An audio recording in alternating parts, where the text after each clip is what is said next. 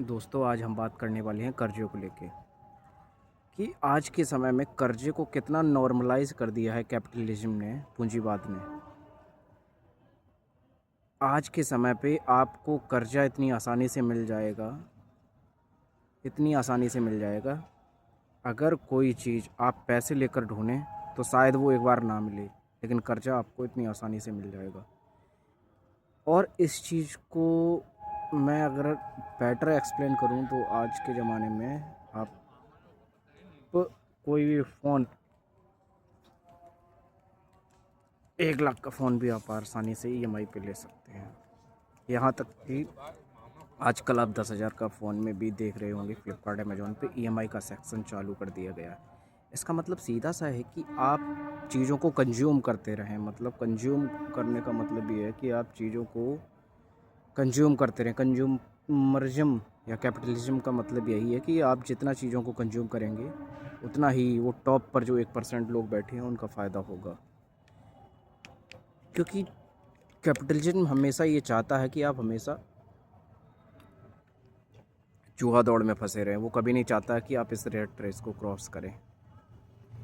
आप लोग ये मत समझिए आप लोग 10,000 50,000 या 1 लाख की जॉब कर रहे हैं तो आप खुश हैं। आप उन लोगों के लिए जितने ऐसे लोग होंगे वो उन लोगों के लिए हाथ होंगे। और इसका सबसे बढ़िया एग्जांपल ये है कि गवर्नमेंट जॉब में लोग किस तरह से ट्रैप होते हैं। और उसके साथ ही एक बात ये भी बोलना चाहूँगा कि किस तरह से लोग इस चीज़ को परस्यू करते हैं। उसके साथ ही ये भी होता है कि जॉब कल्चर को कितना ज़्यादा प्रमोट किया जाता है। तो सारा कुछ ये कैपिटलिज्म का बुना हुआ जाल है। इसमें आप अच्छे से समझ सकते हैं कि किस तरह आपको अपनी लाइफ को मिनिमलिज्म न्यूनतम बात विकसित करना होगा अपनी लाइफ में। तभी आप इस रैट रेस से बच सकते हैं या इस पूंजीवाद के जाल को उधेड़ सकते हैं। कहने का मतलब ये है मेरा कि कल ही की बात है, रात के 2 बजे की बात है। ऐसे ही मैं कुछ चीज़ सर्च कर रहा था तो मैंने देखा वहाँ पे तो एक 2,000 2500 का जीन्स भी ईएमआई में आपको मिल रहा था। तो समझ सकते हैं अगर वो ईएमआई पे मिल रहा है तो इसका नॉर्मल सा मतलब है कि उसको कोई ख़रीदना चाहता है ईएमआई पे। ये मुझे नहीं लगता कि इस तरह से लोग अपने लाइफ को फ्रीडम से जी पाएंगे। और उसके साथ ही ये भी है कि ये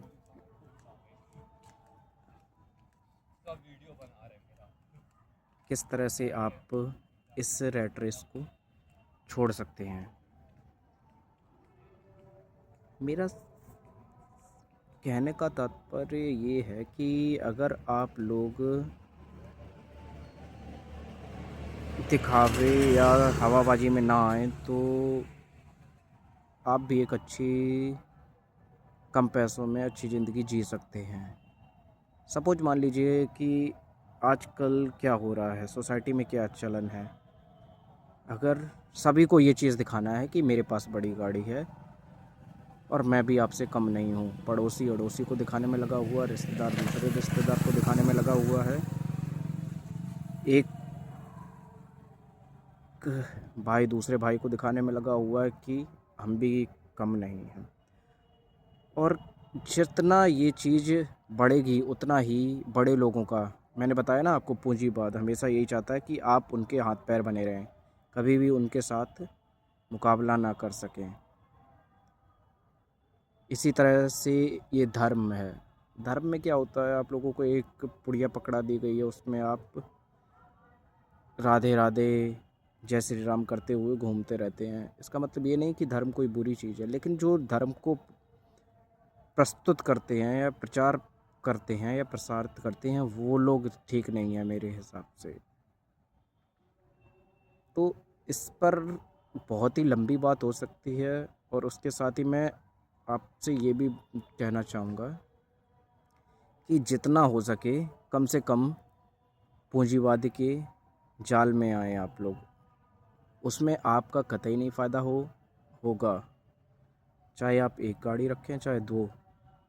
फ़ायदा उन्हीं का है उसमें। और लास्ट में मैं यही कहना चाहूँगा कि ज़्यादा चीज़ें इकट्ठी कर लेने से कोई ज़्यादा खुशी नहीं हो सकता है। ऐसे मैंने बहुत से लोग देखे हैं कि जिनके पास बहुत सी ज़्यादा चीज़ें हैं, लेकिन वो बीपी शुगर की गोलियां खा रहे हैं और डायबिटीज़ के पेशेंट हैं। तो इसका मतलब ये कतई नहीं है कि आप ज़्यादा चीज़ों को इकट्ठा कर लेंगे तो आप ज़्यादा खुश हो जाएंगे।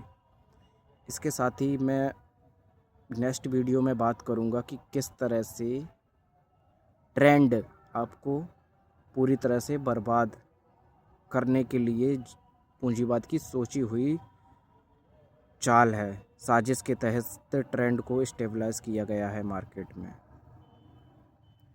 तो विद दिस, थैंक यू।